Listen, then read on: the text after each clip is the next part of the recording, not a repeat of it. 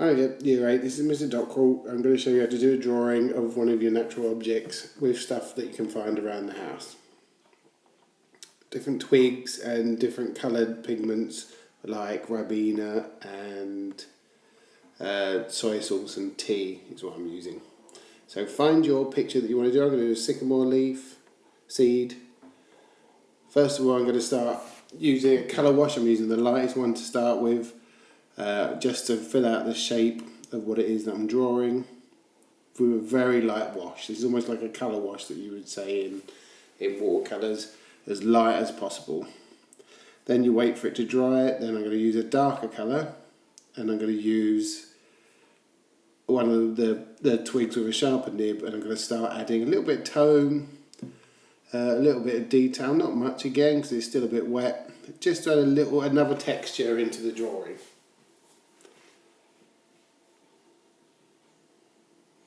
Now I'm going to let it dry, then I'm going to work into it again using one of the twigs with a pointed nib so I can get a bit more detail.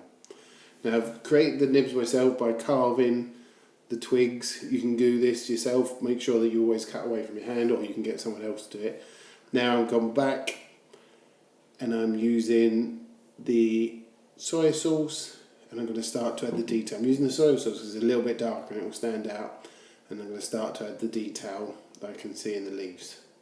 Now it's very difficult to add fine detail because the instruments you're using, like the twigs, won't give you that, but you want to give as much as possible. So you want to still look for that tone, you still want to look for the darker bits and the lighter bits, and just use that darker soy sauce or darker pigment that you use. You can use whatever you want in the kitchen as long as you've got permission.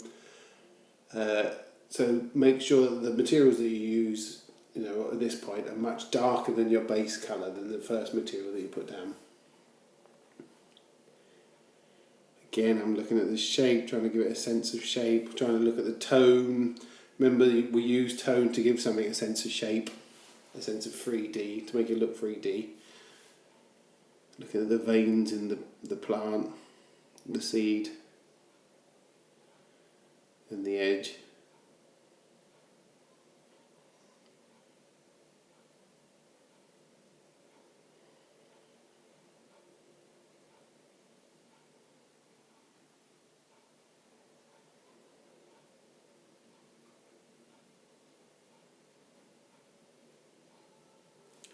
With this kind of picture, you need to go backwards and forwards and let it dry at different times and then work into it again. Now I'm using the Ribena to add just another texture to it. Just another colour to give it a bit more of an interesting shape. I'm using a different twig and a different carving on the end of that twig now, just to get a different mark. We're really looking at the different mark making that you use. If you think back to year 7 and the cross hatching and the pointillism and the different ways that you can show tone and use the different marks, that's what you need to do with this drawing. Really think about the different mark making techniques that you've used before and which ones you can use again in this picture. Now I'm going to do the background because it's not just the object itself. I want it to look good in the background. Now, because sycamore leaves move, seeds move when they fall down from the tree, I'm going to try and give the background a sense of movement to give the seed itself a sense of movement. So I'm going to use cross-hatching to start with, and I'm going to use the rounded nib that I've carved into the twig just to give it a bit of difference. If you use those different nibs, the different carving, different shape carvings at the end of the twig, you'll get a different effect with each carving. So this one I'm using is a flatter one, almost like a calligraphy pen, and I'm using the Ribena again and working into it again. Also, a good technique is when it's wet, you can blow it. If you look now, there's a spray of Ribena, a spray of colour the way I've got that is I've put it down wet, I've leant over it, and I've blown as hard as I can, and that's sprayed out. And that's what's giving that sense of movement.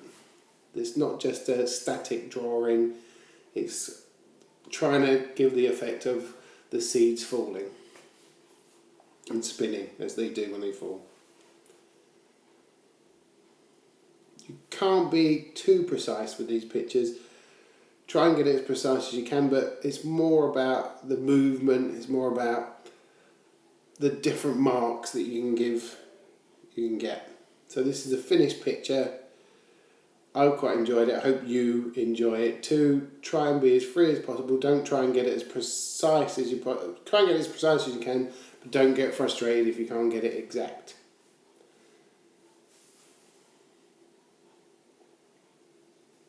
It is quite a nice thing to do year 8, so I hope you enjoy the project as much as what I did. Good luck.